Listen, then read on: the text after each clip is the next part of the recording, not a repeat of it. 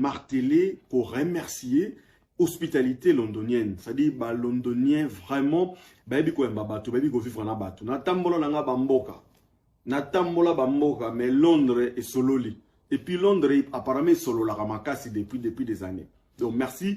Na ba mbiakatu, hein, gros poisson ya masolo. Donc, na aimé ça, le mania. Donc, chapeau.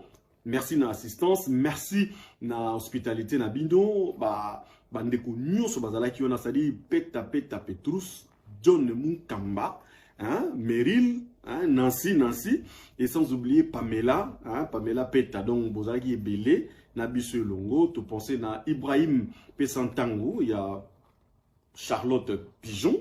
Vraiment, merci na assistance. Et également, na Andy Salon, hein, c'est-à-dire na Barking Road, Andy Salon Andy. Merci na assistance na bino.